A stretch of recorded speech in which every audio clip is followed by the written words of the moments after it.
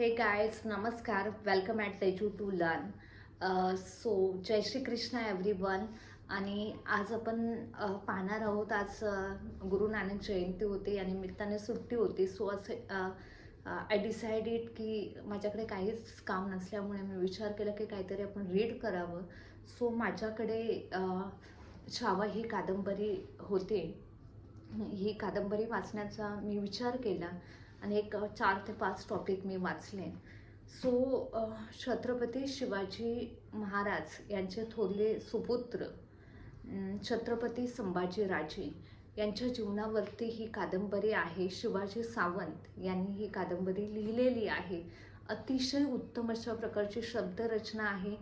छत्रपती शिवाजी महाराज यांचे पुत्र संभाजीराजे भोसले हे कशा प्रकारचे राजे होते, त्यांनी त्यांच्या जीवनामध्ये ते एक स्वतः राजे असून कशा प्रकारच्या डिफिकल्टीज फेस केल्या, कशा प्रकारचे त्यांनी जीवन जगलं, अशा अनेक गोष्टी याच्यामध्ये त्यांनी मेन्शन केलेल्या आहेत.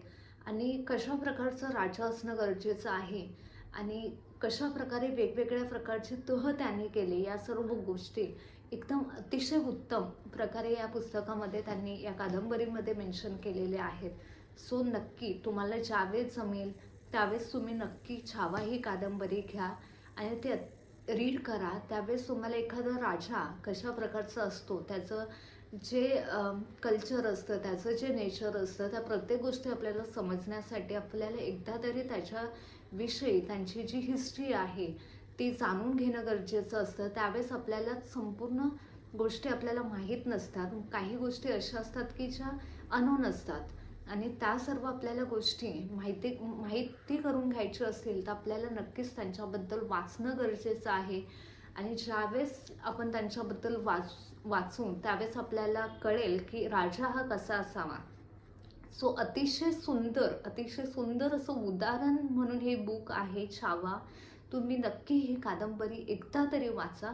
तुम्हाला नक्की कळेल की छत्रपती संभाजीराजे हे कशा प्रकारचे राजे होते आणि त्यांनी कशा प्रकारे हे राज्य घडवण्यासाठी त्यांनी कशा प्रकारे तह केला, कशा वेगवेगळ्या लढाया लढल्या, या सर्व गोष्टी याच्यामध्ये मेन्शन केलेल्या आहेत. सो तुम्ही छोट्या छोट्या गोष्टीसुद्धा बारकाईने वाचा.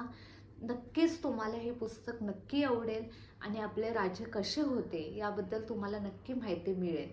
So thank you so much guys. आणि माझा हा व्हिडिओ आहे तो तुम्हाला लाईक करायचा आहे, शेअर करायचा आहे आणि तेजू टू लर्न या चॅनेलला तुम्हाला सबस्क्राईब करायचं आहे. Thank you so much guys.